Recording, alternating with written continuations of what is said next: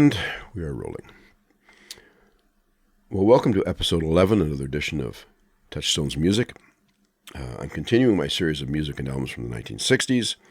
These are albums which I purchased when they were first released in the 1960s and which have been musical touchstones for me ever since. The goal is to introduce these albums to people who haven't heard them before and reintroduce them to those who have, but maybe haven't listened to them for a while. Now, the year is 1967, and we are at the height of flower power. The artist is Donovan, and the album is A Gift from a Flower to a Garden. Let's hear a little clip from that, Where Your Love Like Heaven. Where your love like heaven, where your love like heaven. That was also the single release from the album, I believe. Now, Donovan Phillips Leitch is a Scottish singer, songwriter, musician, and record producer known professionally as Donovan. For a while, he suffered comparisons to contemporary artists like Bob Dylan, but ultimately he developed a style all his own. Emerging from the British folk scene by 1965, he was only 19 at that time, I believe. He had acquired a record contract, so he came out of the gate pretty fast. Donovan began recording with famed British record producer Mickey Most, who's also worked with other people. We've mentioned him before in regards to people like Jeff Beck. And this collaboration resulted in a string of hit singles and albums in the UK and the US throughout the remainder of the 1960s until that relationship finally ended in 1969. Donovan re-entered the studio in October 1967. His previous two albums had scored well in the US charts, although contractual issues had caused delay in UK releases. Now, From a Flower to a Garden would be his fifth album release and the second in 1967. The previous album was titled Mellow Yellow. He planned to produce two records for this album, one an album of electric acoustic music for adults, and the other an album of acoustic music for children. He also wanted to feature his acoustic guitar playing, which was quite good even by this time. A lot of cross-picking and so forth. It would be his first double album and one of the first box set releases by anybody. The box set was released in December 1967. In the UK, it was under Pi Records. In the US, it was Epic Records. It really reached a number 13 on the UK charts, number 19 on the US Billboard 200. Now, each individual record would also be released as a single album. Record 1 was called Where Your Love Like Heaven. We heard a little cut from that. And record 2 would be For the Little Ones, would be, as I said, it was intended for children, actually. Now, the title. I understood the box set's title to refer to Donovan as the flower, singular, and the garden, plural, to his audience. What do you think? The box set cover photo is by Carl Ferris, who incidentally also photographed Jimi Hendrix, his first album, for instance, Are You Experienced? Ferris also photographed the covers of individual albums, Where Your Love Like Heaven and For the Little Ones.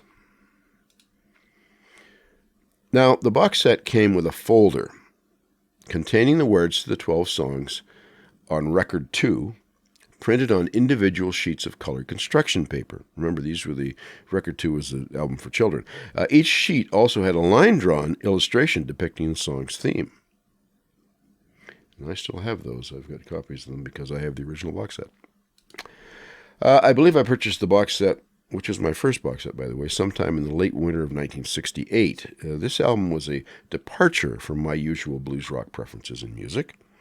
I had mostly missed the folk music era, spearheaded by such artists as Arlo Guthrie, Joan Baez, and Bob Dylan, but discovered my folky niche, so to speak, in Donovan's psychedelic blending of Celtic music with jazz, blues, and Eastern influences, as well as West Coast psychedelic pop from the USA.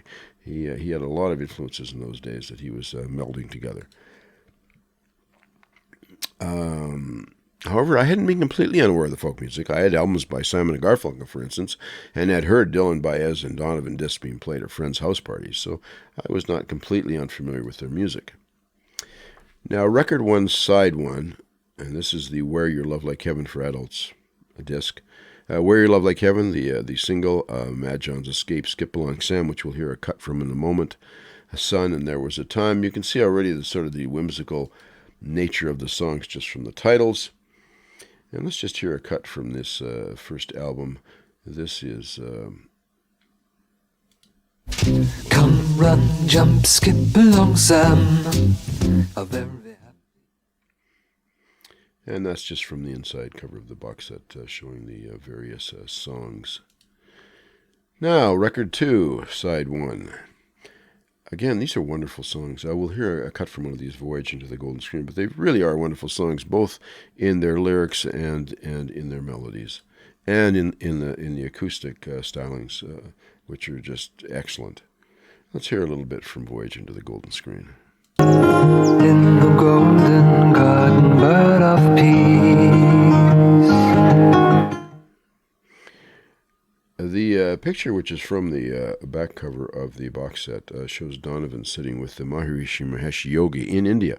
He visited there with the Beatles, and he was quite taken by the transcendental meditation.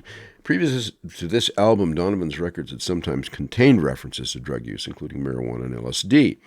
However, he'd seen people he knew moving on to harder drugs and had also endured his own drug arrests and prosecution. So now he began recommending meditation instead, and along with the Beatles had, as I said, visited with the Maharishi in India.